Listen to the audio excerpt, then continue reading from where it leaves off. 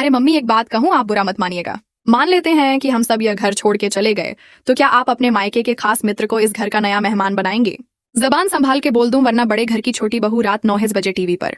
दुर्गा देवी ने निकाला पोटलू और बुआ जी को घर से बाहर। जब दुर्गा देवी को पता चलता है कि उनके पीछे से उनके घर की बहुओं के साथ क्या क्या हुआ है, तब दुर्गा देवी चुप नहीं बैठती और आज जाकर दुर्गा देवी बहुत बड़ा फैसला सुना देती हैं कि आज से ठाकुर जी और पोटलू हमारे घर में नहीं रहेंगे। यह सुनकर बुआ जी बहुत ज्यादा गुस्से में हो जाती हैं और दुर्गा देवी पर ही ताने कसने लगती हैं, लेकिन दुर्गा देवी किसी की एक नहीं सुनती। इसीलिए दुर्गा देवी के कहने पर बुआ जी गुस्से में कह देती हैं, मैं भी इस घर में नहीं रहना चाहती। लेकिन पोटलू को समझ नहीं आता कि अब वह अपनी मां को कहां लेकर जाएगा, क्योंकि उसके पास कोई दूसरा घर नहीं है।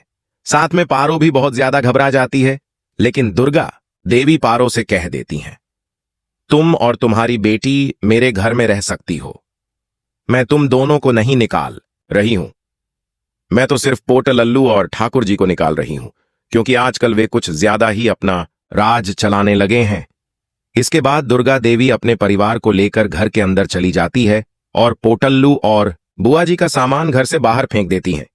अब पोटलू अपनी मां को लेकर एक किराए के छोटे से घर में रहने वाला है और एक छोटे से मकान में पोटलू को एहसास हो जाता है कि उसने दुर्गा देवी के खिलाफ जाकर कितनी बड़ी गलती कर दी। बुआ जी को भी एहसास होता है कि वह दुर्गा देवी के घर में रहकर कितनी ज्यादा ऐशो आराम में रह रही थी। लेकिन अब कहानी में नया ट्विस्ट तब आता है जब दुर्गा देवी सबको बताती हैं कि मैंने पोटल्लू और ठाकुर जी को हमेशा के लिए घर से नहीं निकाला है, मैंने सिर्फ उन्हें सबक सिखाने के लिए इतना बड़ा फैसला लिया है। जब उन्हें अपनी गलती का एहसास हो जाएगा तब मैं उन्हें वापस घर ले आऊंगी। इसके बाद दुर्गा देवी अहाना से कहती हैं, तुम्हारी वजह से ही मैंने अपनी तीर्थ यात्रा पूरी की है और तुमने मेरा दिल जीत लिया है, इसलिए मैं चाहती हूं कि मेरे बाद इस घर को संभालने की जिम्मेदारी तुम लो। तुम ही इस घर को अच्छे से संभाल सकती हो, वरना इस घर पर राज चलाने के लिए कई लोग तैयार बैठे हैं जो इस घर की बहुओं को परेशान करना चाहते हैं और अपनी मर्जी से राज करना चाहते हैं। तब अहाना भी दुर्गा देवी से कहती है, मेरे होते हुए आपको कुछ नहीं होगा, आप हमेशा इसी घर में रहेंगी और इस घर में आपकी ही बात सबको सुननी होगी। मुझे पूरा विश्वास है कि आप कभी गलत फैसला नहीं लेंगी।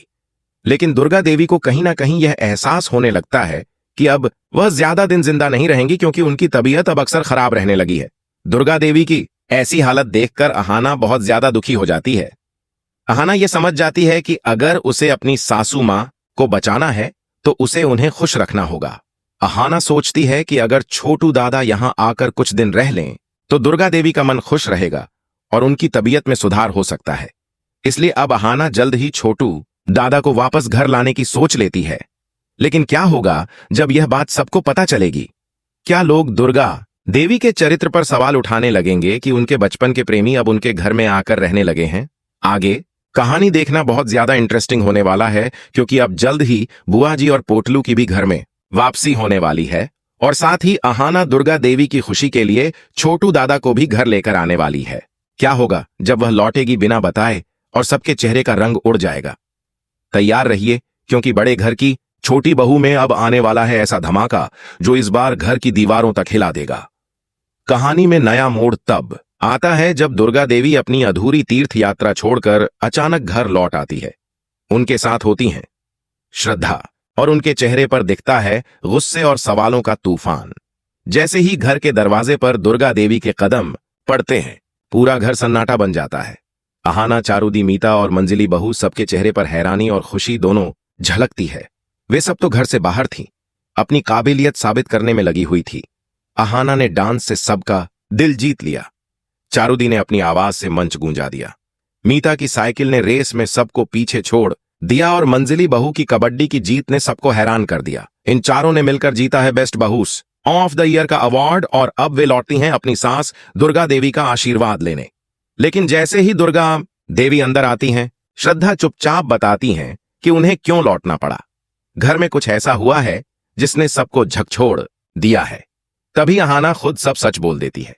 वह कहती है, मां, आपके ना होने पर पोल्टूदा और ठाकुर जी ने हमें घर से निकाल दिया, सिर्फ इसलिए कि हमने आपको बिना बताए तीर्थ यात्रा पर भेज दिया था। हमने रिया की मदद से इस दुख को छिपाने के लिए कुछ कंपटीशंस में हिस्सा लिया, लेकिन मां, हमने कभी घर की इज्जत पर दाग नहीं आने दिया। यह सुनते ही दुर्गा देवी का चेहरा लाल हो जाता है। उनकी आंखों में क्रोध की आग भड़क उठती है।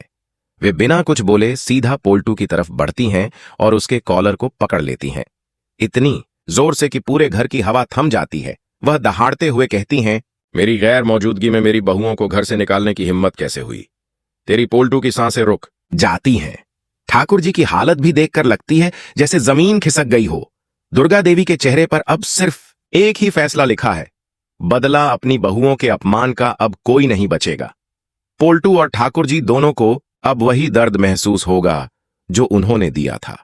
घर के माहौल में डर और सन्नाटा दोनों तैर रहे हैं। अब सवाल यह है, क्या पोल्टू सच में पछताएगा?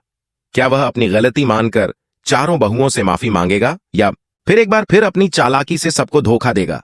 जानिए अगले एपिसोड में, जब बड़े घर की छोटी बहू में दुर्गा देवी का क्रोध बनेगा सबसे बड़ा तूफान।